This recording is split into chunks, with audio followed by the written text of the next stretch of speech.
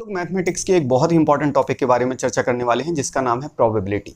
Probability की simple meaning हम लोग समझते हैं कि पॉसिबिलिटी मतलब किसी बॉडी स्ट्रक्चर को देख के, किसी सिस्टम के स्ट्रक्चर को देख के हम ये पता करने की कोशिश कर सकते हैं कि उसका आउटकम, उसका आउटपुट क्या आएगा, इसकी पॉसिबिलिटी क्या है। जैसे कि हम लोग बोलते हैं कि एक फेयर कॉइन को टॉस करो तो उसमें 1/2 प्रोबेबिलिटी होगी हेड आने की और 1/2 प्रोबेबिलिटी होगी टेल आने की। मतलब 50% चांसेस हैं कि उसमें हेड आएगा और 50% चांसेस हैं कि उसमें टेल आएगा। सिमिलरली अगर हम एक डाइस को रोल करें, फेयर डाइस को रोल करें, तो उसमें जो 1 2 3 4 5 6 जो नंबर्स लिखे हुए होते हैं उनमें कोई भी एक नंबर आने की प्रोबेबिलिटी 1/6 होती है। ये हम लोग पहले से प्रोबेबिलिटी में पढ़ चुके हैं, बहुत ही ईजी सा कॉन्सेप्ट है।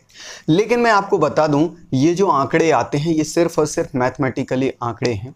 इनका एक्चुअल लाइफ से उतना ज़्यादा रिलेशन होता नहीं है। आप चेक करके देखिएगा, आप किसी डाइस को लीजिएगा और रोल करके देखिएगा, आपके अकॉर्डिंग आपको लग रहा है कि 1/6 प्रोबेबिलिटी है। दैट मीन्स कि अगर हम 6 टाइम किसी डाइस को रोल करते हैं तो एक एक बार एक एक अंक आना चाहिए। दैट मीन्स अगर हम 36 टाइम्स किसी डाइस को रोल करते हैं तो 6 टाइम्स सेम नंबर आने के चांसेस हैं। अब 6 टाइम्स का मतलब है प्रोबेबिलिटी के अकॉर्डिंग, प्रोबेबिलिटी का मतलब क्या होता है, संभावना है। तो एग्जैक्ट ना भी आ सके तो 6 की जगह 5 आ जाए या फिर 7 आ जाए, लेकिन आप एक्चुअल में डाइस को रोल करके देखिएगा आंकड़े कुछ और ही होंगे।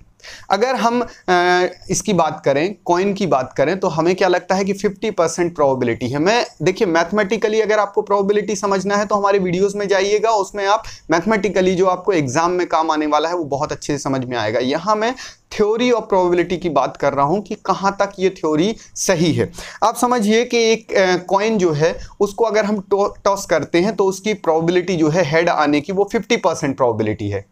दैट मीन्स कि अगर हम 100 टाइम्स एक कॉइन को टॉस करते हैं तो उसमें से 50 टाइम्स जो है वो हेड आना चाहिए। प्रोबेबिलिटी तो यही कहती है, लेकिन फिर भी लोग बोल देते हैं कि ये प्रोबेबिलिटी है, संभावना है, तो 50 की जगह 49 हो जाए, 51 आ जाए तो भी कोई फर्क नहीं पड़ता है। लेकिन एक्चुअल में आप करके देखिएगा उसके आसपास भी आने के चांसेस नहीं रहते हैं। दैट मीन्स कि जो प्रोबेबिलिटी हम नाम से पढ़ते हैं, जो आंकड़ों में हम पढ़ते हैं, और जो एक्चुअल लाइफ में प्रोबेबिलिटी होती है उसमें काफ़ी कुछ अंतर होता है। हमें नहीं पता है कि प्रोबेबिलिटी की प्रोबेबिलिटी कितने परसेंट है। दैट मीन्स कि जैसे हमने बोला है कि एक कॉइन को टॉस करेंगे तो 50% चांसेस हैं हेड आने के, इसके कितने परसेंट चांसेस हैं कि जो हम 50% बोल रहे हैं वो आंकड़ा सही होगा। अगर ये आंकड़ा सही होता तो आप सोचिए कि जो हम बोलते हैं ना प्लेइंग कार्ड्स को, जिसको आप गैम्बलिंग वर्ड बोलते हो, उसको आप गैम्बलिंग वर्ड ही नहीं बोल पाते अगर आप पहले से ही फ्यूचर प्रेडिक्ट कर लेते। तो जो एक बहुत अच्छा मैथमेटिशियन होता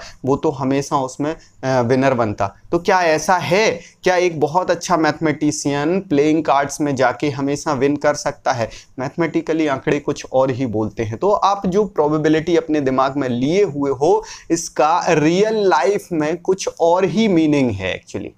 अब आप समझिए 52 कार्ड्स में 4 क्वीन होती हैं। अगर आपसे पूछा जाए कि एक कार्ड हम रैंडमली उसमें से निकालते हैं, 52 कार्ड्स की एक जो गड्डी है उसमें से एक कार्ड रैंडमली निकालते हैं, तो क्या प्रोबेबिलिटी है कि एक क्वीन निकले? आप तुरंत बोल दोगे 4/52 जो है वो प्रोबेबिलिटी है कि एक क्वीन निकलेगी। लेकिन क्या ऐसा संभव है कि 4/52 ही प्रोबेबिलिटी हो? इसको हम ऐसे भी बोल सकते हैं कि अगर हम 52 टाइम्स अलग अलग कार्ड्स को निकालें और फिर हर बार एक निकालें फिर से उसमें रखते जाएं, फिर एक निकालें फिर से उसमें रखते जाएं, तो हमें लगेगा कि 4 बार तो क्वीन निकलेगी। अब 4 बार तो का मतलब प्रोबेबिलिटी तो ये बोल रही है कि एग्जैक्ट 4 बार निकलनी चाहिए, वही तो आंकड़ा है 4/52। दैट मीन्स 52 टाइम्स अगर हम एक कार्ड निकालते हैं, फिर से रख देते हैं, फिर निकालते हैं, फिर से रख देते हैं, तो 52 टाइम में से 4 बार क्वीन आनी चाहिए। प्रोबेबिलिटी ये कहती है, लेकिन एक्चुअल में ऐसा कुछ नहीं है। हो सकता है कि स्टार्टिंग के 8-10 बार क्वीन निकल आए, या हो सकता है कि आप पूरे के पूरे 52 टाइम्स कार्ड निकालो और एक भी बार क्वीन ना आए। तो एक्चुअली प्रोबेबिलिटी मैथमेटिकली आंकड़े अलग कहते हैं। मैथमेटिकली प्रोबेबिलिटी जो है वो क्या बताती है, वो सिंपली सिचुएशन बताती है कि अगर हर एक कार्ड को बराबर चांस दिए जाएं तब ये प्रोबेबिलिटी है, और ऐसा तो कभी होता ही नहीं है क्योंकि चांस देना हमारे हाथ में तो होता ही नहीं है। तो अगर आपसे पूछा जाए कि प्रोबेबिलिटी की प्रोबेबिलिटी क्या होगी, मतलब अगर जैसे हम आपसे बोलें कि एक कॉइन को टॉस करने की प्रोबेबिलिटी टॉस कर रहे हैं और उसमें हेड आने की प्रोबेबिलिटी 50% है, तो इसके क्या चांसेस हैं, इसकी क्या प्रोबेबिलिटी है कि जो 50% हम बोल रहे हैं वो हमेशा 50% ही रहेगा, मतलब 10 बार टॉस करेंगे तो 5 बार हेड ही आएगा। इसकी कोई प्रोबेबिलिटी नहीं है, इसकी प्रोबेबिलिटी वेरिएबल है। दैट मीन्स एक्चुअल लाइफ में जो प्रोबेबिलिटी है वो सिर्फ और सिर्फ प्रोसेस पे डिपेंड करती है, ना कि जो हम प्रेडिक्टेड आंकड़े निकालते हैं उस पर डिपेंड नहीं करती है। ठीक है, तो ये चीज आप लोगों को ध्यान रखना है। फिर आप लोगों के दिमाग में ये आ रहा होगा तो फिर हम प्रोबेबिलिटी पढ़ते क्यों हैं? एक्चुअली प्रोबेबिलिटी जब भी आप पढ़ते हो तो एक वर्ड जुड़ा रहता है, फेयर। फेयर, फेयर मींस जब हर एक को सेम चांस दिया जाए, बराबर चांस दिया जाए। तो एक्चुअली प्रोबेबिलिटी ये बताती ही है कि तब ये प्रोबेबिलिटी सही होगी जब सभी को फेयर चांस दिए जाए, मतलब हर उस प्रोसेस में जितने फंक्शंस इन्वॉल्व हैं उस हर एक फंक्शन को बराबर चांसेस दिए जाएं। तो एक हिसाब से देखिए तो आपको प्रोबेबिलिटी जो है वो इक्वलिटी बताती है, मतलब उस प्रोसेस में जितने लोग इन्वॉल्व हैं या जितने फंक्शंस इन्वॉल्व हैं उन सबको बराबर महत्व देना और बराबर चांस देना ही एक्चुअली प्रोबेबिलिटी है। मतलब कि अगर हम चाहते हैं कि ये प्रोबेबिलिटी के आंकड़े हमारे सारे सही आए तो एवरीथिंग शुड बी फेयर।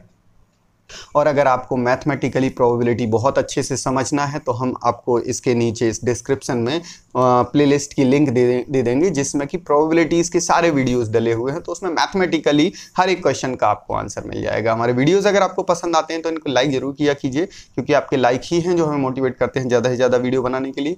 आपको लगता है कि हमारे वीडियोज़ नॉलेजेबल हैं तो हमारे चैनल को सब्सक्राइब कर लीजिए, जिससे आप लोगों तक नोटिफिकेशन पहुँच सकें, और जितना ज़्यादा से ज़्यादा हो सके हमारे वीडियोज़ को शेयर कीजिए जिससे बाकी लोग भी इन वीडियोज़ से फ़ायदा उठा सकें। Thank you so much, good luck.